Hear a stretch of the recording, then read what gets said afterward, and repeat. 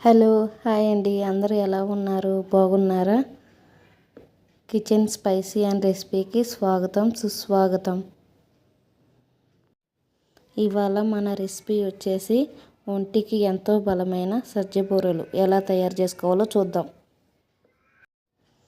సజ్జలు నైట్ కడిగి ఒక 8 గంటల సేపు నానబెట్టుకోవాలి. కొంచెం తడిపోయేలాగా ఫ్యాన్ కింద ఆరబెట్టి మిక్సీకి పట్టుకోండి. మెత్తగా బెల్లం కూడా వేసి మెత్తగా మిక్సీకి పట్టుకోవాలి. ఆ పొడిని ఒక గిన్నెలోకి తీసుకొని కొంచెం కొంచెం వాటర్ కలుపుకుంటూ ఇలా ముద్దలాగా కలుపుకోవాలి. లూజుగా ఉండకూడదు, గట్టిగా ఉండకూడదు.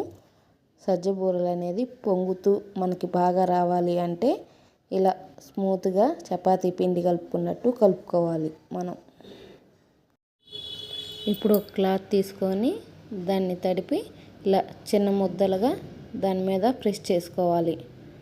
పలసగా కాకుండా మందంగా కాకుండా మీడియం సైజులో చిన్నగా మనం ప్రెస్ చేస్తే సజ్జబూరలు అనేది బాగా పొంగుతాయి. టేస్ట్ కూడా బాగుంటుంది. చూశారు కదా ఎలా పొంగుతున్నాయో సజ్జబూరలు. ఇలా మనం ఒక్కొక్కటి వేసుకోవాలండి. 2-3 వేసుకుంటే ఏంటంటే ఒకదానికొకటి తగిలి ఇరిగిపోతాయి.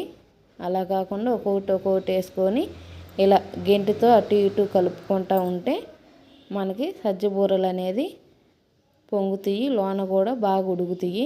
ఇవి పెద్దోళ్ళకి కానీ పిల్లలకి కానీ మంచి బలమైన ఫుడ్, రక్తం కూడా పడుతుంది.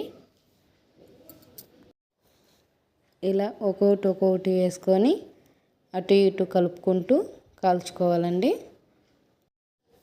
యూట్యూబ్ ఛానల్ చూస్తున్న ఫాలోవర్స్ అందరికీ థ్యాంక్ యూ సో మచ్ అండి. మా ఛానల్ని సబ్స్క్రైబ్ చేసుకొని లైక్ కొట్టినందుకు. మేము కొన్ని కారణాల వల్ల యూట్యూబ్ ఛానల్లో వంటలు పెట్టడం ఆపేసాము. మాకు పాప పుట్టింది. ఆ బుడ్డది చేసే వేషాల వల్ల కొంచెం ఆపేయాల్సి వచ్చింది. తర్వాత మీకు ఆ బుడ్డదాన్ని కూడా చూపిస్తాము. దాన్ని వేసే వేషాలు, ఆటలు, పాటలు మొత్తం చూపిస్తాము.